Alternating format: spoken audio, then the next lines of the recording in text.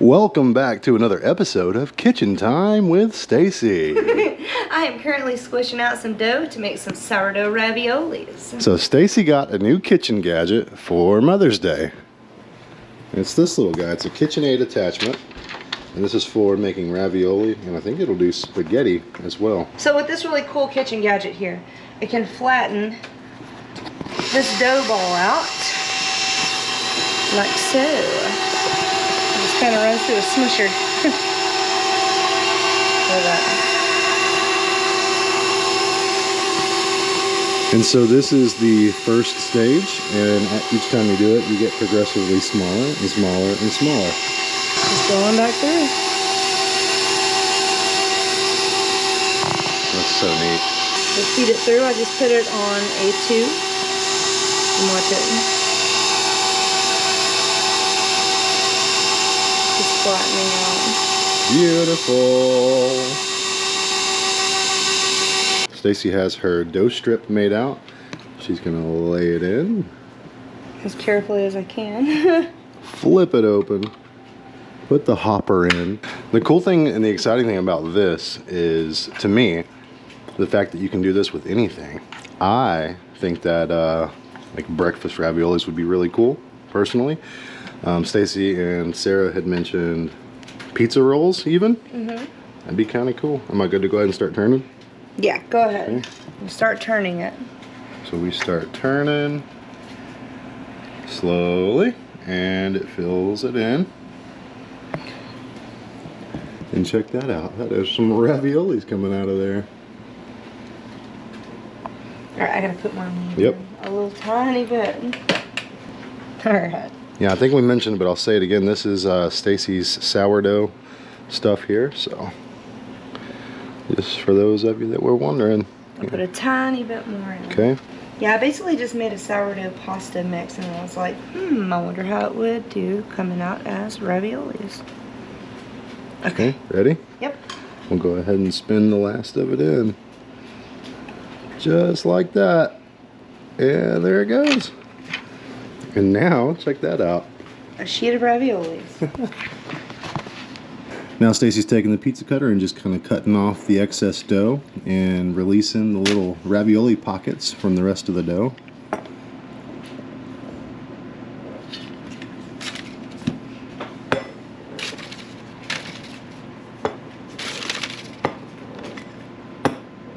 So cool.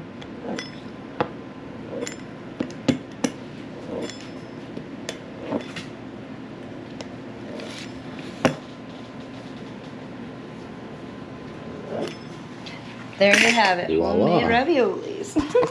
And with the leftover dough, Stacy made these monstrosities that will, if nothing else, be delicious. Yeah. Aesthetically perfect, maybe not, but I bet they'll be good. Oh yeah, they definitely will be. So this is the raviolis after they've been cut, and these are them after they've been boiled. Not much of a difference, actually. Here's my finished product. 3 bags of beef ravioli. All done with it. So I don't know how much time we're gonna have, but me and Aaron here are gonna hook up the old wood chipper, and we're gonna take the saw, and we're gonna go do some destruction of mesquite trees, which is one of the most fulfilling things for me out here because I hate them so badly.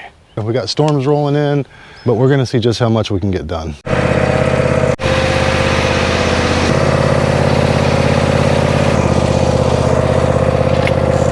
Pull forward a little.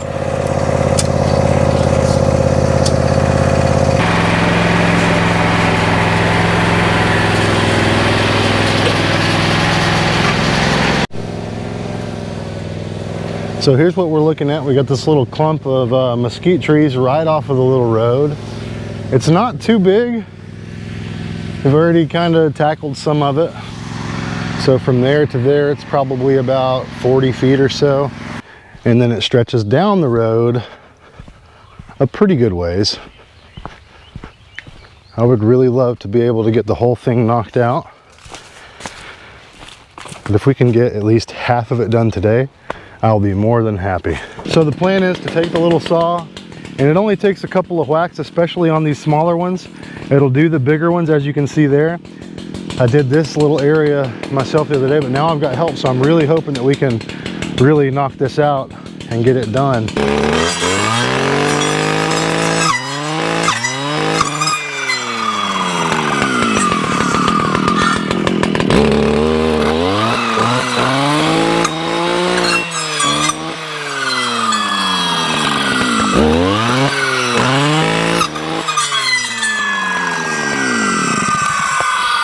So that's going to be the process. I'm going to lay them down. The kiddos are going to pick them up and put them in the chipper.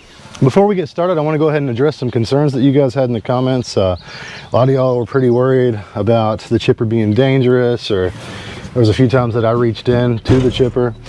And I just want to illustrate that there's really no way that anybody could get hurt on this. For example, if you look in here, I'm reached in as far as I can possibly reach, and I'm still a couple of feet away from the rotating drum that has the blades on it. So you can't just reach in, and if something were to happen where you got picked up over the side, maybe you got wrapped up in a limb or something that started to pull you forward, this right here is the safety bar, and that kills the engine entirely. It is a big and relatively intimidating machine, but to be completely honest, it's pretty safe. I don't foresee anything bad happening. You'd have to really mess up to get hurt by this. Although one thing that you do have to watch out for is sometimes when you put something in, if you go to look in, if it's still chipping, it'll spit little wood fragments back at you. So definitely eye protection is a good thing, as well as ear protection. So let's get this thing fired up and get to work here.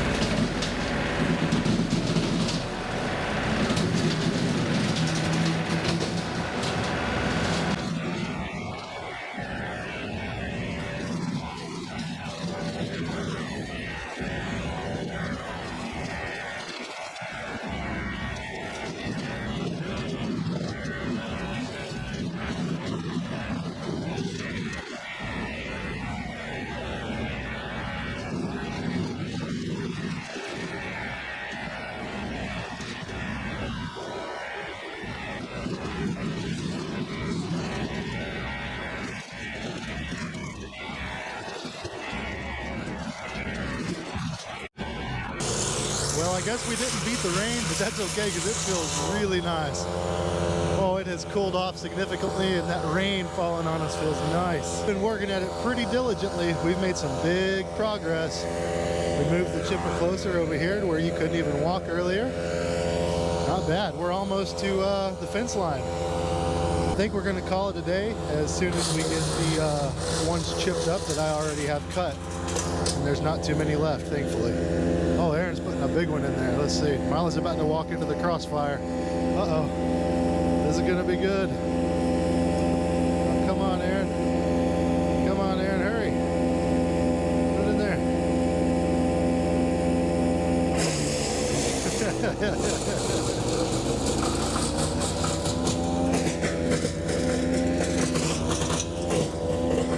And the lawnmower is definitely going to need a bath after it's all said and done. We are done, fellas. Oh, thank you. What do you think? Fun. What you think, man? It was fun. My only complaint is I would get one in and he would be like, You were too weak to push it in. no, I wasn't. I was doing just fine. No, you're going, oh, I can't get it. And if you were, Oh, bee's nest.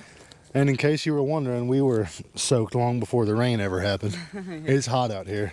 Thankfully, the rain came and cooled us off quite a bit, but it's still a little humid. But we got all of this done, man. It looks so good.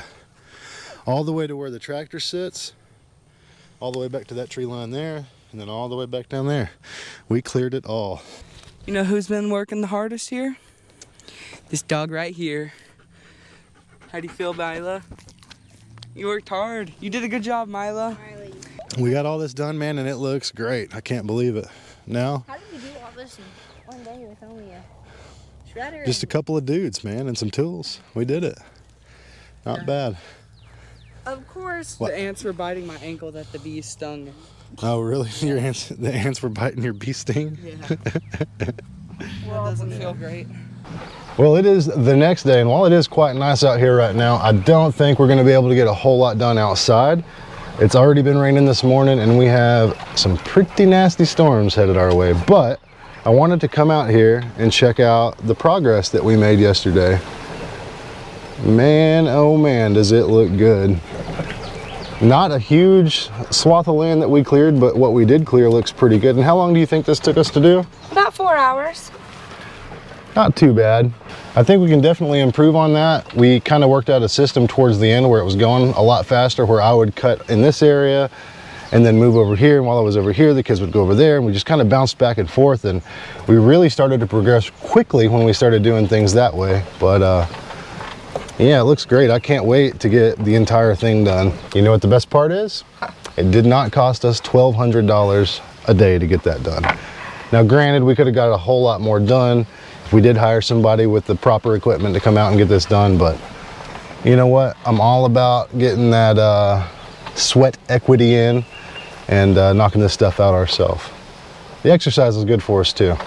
So you can see where it stops there and continues on. We've got a lot of work to do. A lot more work to do. Some of this stuff is maybe on the bigger side, so we'll actually be able to chop it up for firewood. Most of it's that real small stuff, and it gets thinner as we go down, so I am pretty confident that we could knock this out. I don't know, maybe within the next couple of weeks, I'm hoping, and this will be nothing but clean and clear pasture. That'd be cool, huh? And it would look absolutely insane too. Yeah. But things are progressing nicely out here, and it's really starting to get me excited. Mila said, I ain't running today. I just ain't feeling it. The worst part about these mesquites are the dogs getting everything stuck in their feet. It came out. You okay, Patty? Well, eventually all these nasty, nasty thorns are going to be a thing of the past, and it can't come soon enough, that's for sure. During the process of all the shredding, I had planned on moving the chute around to distribute this out a little bit better. I did not, so now we have a big pile of mulch that we need to spread out here. And while we're on the subject, I have something else I want to show you guys and talk about for just a second. So since we got the chipper, I've been trying to come up with ideas like what to do with all of the mulch, like how to catch it all. And I was thinking it would be really nice to have a dump trailer, but those are super expensive and we're not in a position where we can do that right now. Maybe one day. I had thought about taking some plywood and putting sides on this trailer so that it would hold a decent amount of mulch in it. I was thinking about that, but then also I didn't want to tie this one up where I couldn't use it for anything else if I needed it. So that wasn't gonna work. Do you ever have the solution sitting right in front of you and you just like don't see it, you don't notice it, you overlook it, literally right in front of you, you drive past it day after day after day? I forgot that we had this old trailer on the property and it's already got frame side on it. It is gonna need a new floor and new sides and new tires, but this would be a heck of a lot cheaper than a dump trailer. Now granted, we won't be able to dump it. We will have to shovel it out, but that's okay. We don't mind a little bit of extra work, but But I'm thinking here pretty soon we're gonna pull this thing out and start working on it and see if we can get it back to being usable out here. Those are about 2-foot sides. That would hold a fair amount of mulch. And now, time for a garden update. And the update is we don't have a garden. Oh. We had other things going on and we just kind of decided not to do it just yet. So I think the plan is gonna be to have us a fall garden, because you did really well with that last year. Yeah. I mean, really well. So that's gonna be the plan this year. So don't anticipate any, I don't know, maybe we'll try a summer garden. I don't know. I don't know. Stacy's dad always plants a garden and he plants it in the shade, and he does pretty well in the summertime. So maybe we'll explore doing a small plot like that just as an experiment to see what happens. And while we're on the subject of, I guess, plants and growing stuff, here's our pear tree. This thing has came back beautifully, and look at this pear. There's a couple of big ones on here, but I think that is the biggest one. There's another good size here. The only bad thing about it is I don't know if these little guys are gonna make it through our terrible spring weather that we've been having. It's super windy. You can tell by looking at the tree, it's just been getting beat up. But it is bearing fruit, which is a good surprise, because the previous owner told us, oh yeah, there's another big one up there. The previous owner told us that this had never ever produced. But as we stand here and look around it, we find lots of fruit, so that's really cool. And here, for those of you who are wondering, is the plum tree that we transplanted. And by transplanted, I mean pulled it out of the ground with a tractor like a weed and put it in the hole here. While it's not exactly bearing fruit, it is doing really well, and it has a ton of new growth on it.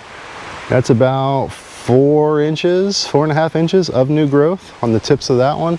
I don't know if we'll get any fruit off of it this year, but it is doing well, and I'm happy to see it. We'll walk across here and go take a look at our other tree that we transplanted in the same way. And while we're on the subject of fruit trees, just want to put it out there, if you guys are looking into planting trees, don't go to the big box store to buy your trees. And if you have to, make sure you do your research, because so far what we've seen as we've started to do our research on trees, you can go to the big box store and they'll have a variety of fruit tree. And when you look that fruit tree up, it doesn't even grow in the zone that they're selling it in. We've seen that time and time and time again, while people are just pushing cartfuls of the trees out the door. It's kind of sad, because we've done that before too. So do your research, figure out what grows good in your area, and then find out where to buy that specific tree. Don't just go to the store and buy what they have available. Definitely do your research. And this is the mulberry tree. It doesn't have a ton of new growth on it, or leaves for that matter. Frankly, it's not looking so good. I mean, it's alive. The lower half seems to be thriving, but the taller and longer limbs don't have a whole lot of foliage on them. So maybe we need to do some trimming on that. And the pecan tree is absolutely thriving. It looks amazing. It's doing so well. And this was also said to not be producing anything, but as we look at it here, you can see these little guys on it right there. And I think we're gonna get some pecans out of this tree this year. And I can't tell you how excited I am about that.